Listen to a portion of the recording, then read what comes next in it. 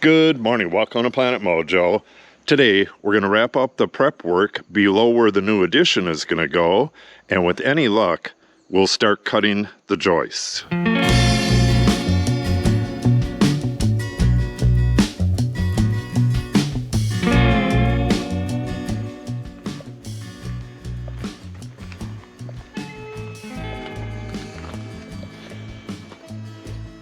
With any luck, we'll get this backfilled soon.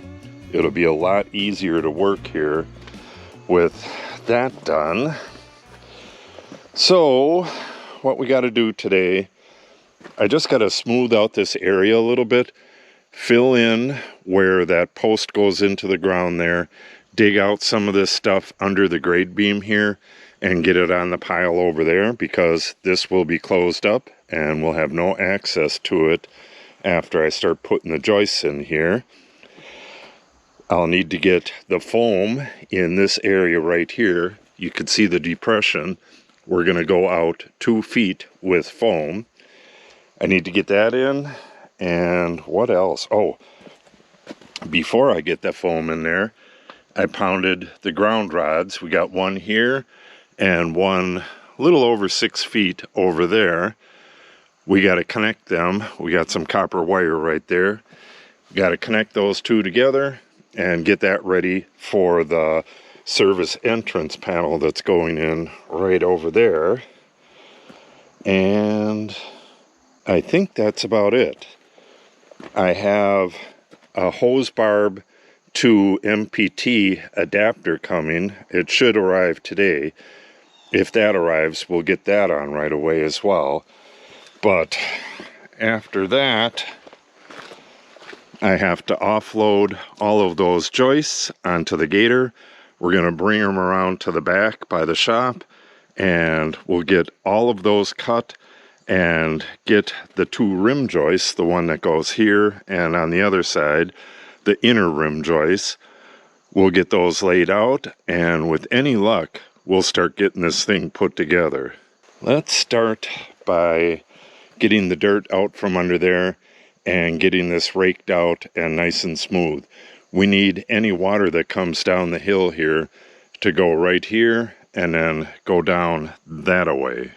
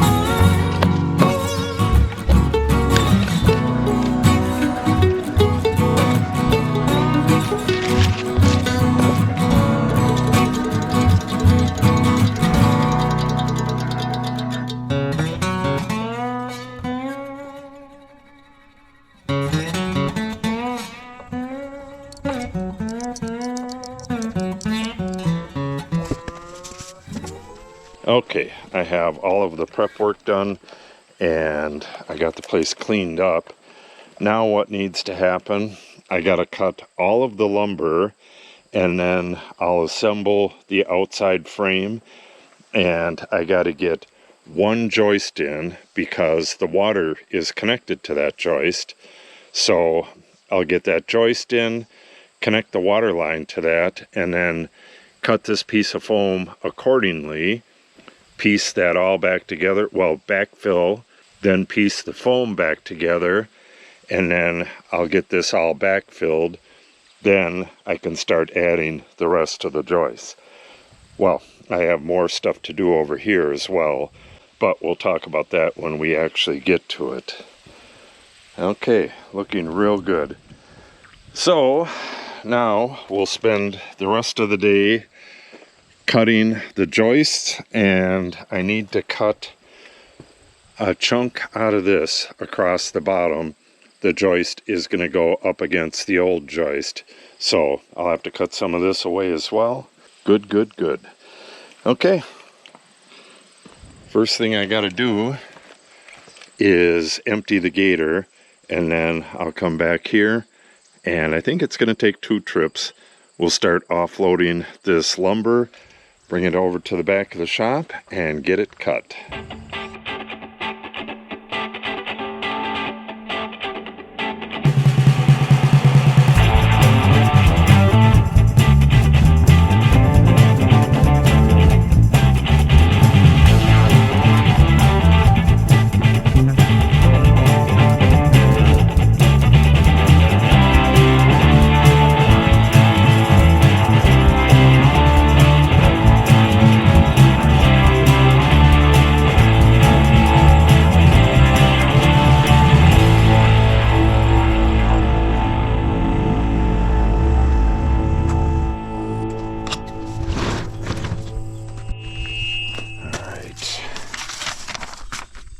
Got my cut list and assembly diagram right here. So what we're going to do is just pull these off in the order that they are, get them cut according to the cut list, and kind of stack them against the side of the building. And when I load them back up, I'll load them according to which ones are going to be used first, and then we'll just back this up right by where we're going to be working and start assembling.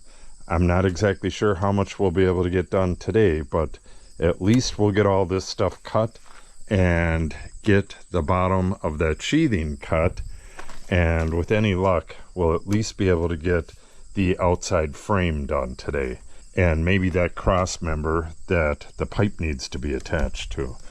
I don't know, we'll see how much time we have. Okay, I went to lunch. I was thinking about this, and I changed the design up a little bit. What I had here is I staggered the joints, but I really shouldn't do that. I should have this and this the same length. All of these should be the same length, and then I'll cap everything with this outer rim joist. The reason for that is that this stuff is really wet, and you want to cut and assemble this treated stuff while it's wet like that, because as it dries, it tends to curl up and all that stuff, and it's just so much easier to work with before it starts doing that. So if I were to do it like this, it's going to shrink down and something's going to pop open. If I have all of these joists exactly the same length, everything will go together a lot easier, and then I can just cap it off with this. And the only place that I'm going to have a shrinkage problem is at this very end right here, and it would never do anything and you would never see it. So that's what I'm going to do. I just put down my new dimensions. So what I need to do is cut 12 of these boards, get that all assembled, and then I can get the exact dimension. This should be cuttable right here, these outside two. It's just this very last one that it's going to depend on how thick this wood is, because it has the treatment on it. That's going to tell me how long that piece is. So I'll just cut these last 3 pieces once I got everything else assembled. The assembly doesn't take all that much time. Cutting it does take a lot of time because these are heavy, and I'm still on that appendix restriction, 20 pounds. I believe these weigh over 20 pounds each, but I'm going to lift them carefully and I should be just fine. So let's get to cutting.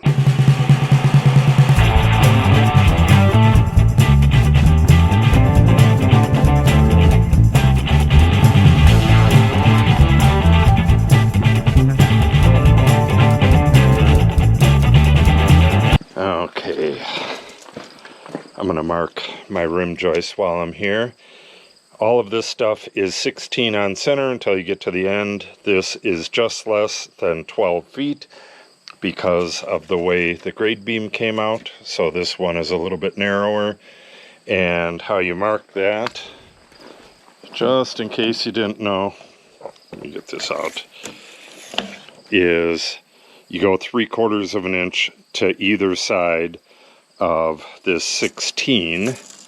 If we have it hooked right on the end, the first one is going to be 1.5 inches in, but all the rest have to be 16 on center. So you got 16, 32, 48, and on. Pretty easy to lay out. And the way I have these, I have the top marked. This is the top, and this is the top. So if I start on the same end with both of these, when you tip them up, they're going to be exactly the same. If I were to have the tops both going the same way, I would have one of them backwards. I hope that makes sense. Okay, I'm just going to lay this out real quick, and then we'll load this up and get it back over there. I got the saw all set up for depth, and I'm hoping to get that siding cut tonight and maybe get some of these put together. We'll see. Okay, back on the building site, and let me explain what's going on here. I got this board centered, and I put it up on a 1-inch block on both sides. I already had this marked, but I wanted to make sure it was correct. On the end of the joist here, we have 2 more joists, so I marked 3 1/8 of an inch.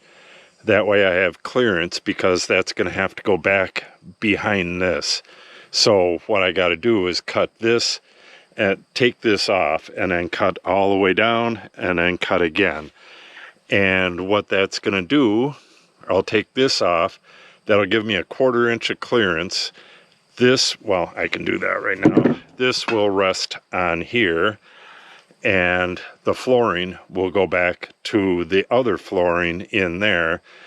And then I'll do my framing on this wall a little bit later, and then I can attach this OSB to the framing for this wall. It'll become more apparent as I go on. I measured the distance, got this centered, and it was 15 5/8 exactly on both sides, which is pretty perfect, because once we put the 3 inches on both ends, that will make it 12 5/8, which is the 12 inches of the framing plus the 5/8 inch sheathing that's on there. So everything is coming out perfect. Okay, let me get this cut, and then I don't know if well, yeah, I can start putting this together. Once I get this cut, I'll grab my other pieces. I'll have to take some of this apart. I can get a little bit of it assembled tonight, I believe. Let's get this cut first, though.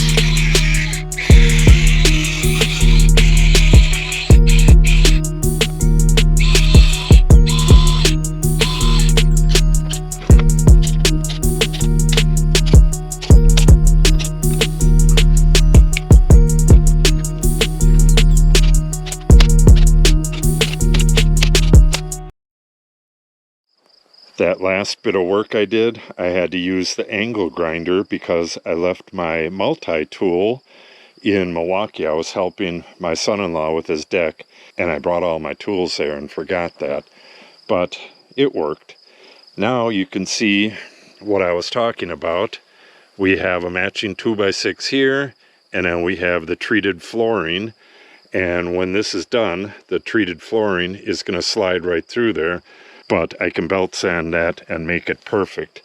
Before I can start tomorrow, I have a little bit to do underneath here where that pipe goes through, and I got to fix this. This came open. I'm going to have to clamp it back until they're flush, fill that with glue, throw some screws in here, and then I'll throw a big bolt through this. I got a bunch of big bolts that I got to throw through everywhere. It's got a tenon coming up through. There's 3 on each side. Plus, I'm going to put one here and here where I got the splice, and a few other places. But for tomorrow, all I got to do is that end piece, and then we can start putting this deck in. So, if you want to see that, make sure you subscribe and click on the update icon. If you have any questions or comments, make sure you put them in the comment section below. And if you share the video and or give it a like, it helps the channel out greatly. Thanks for watching, and have a great day.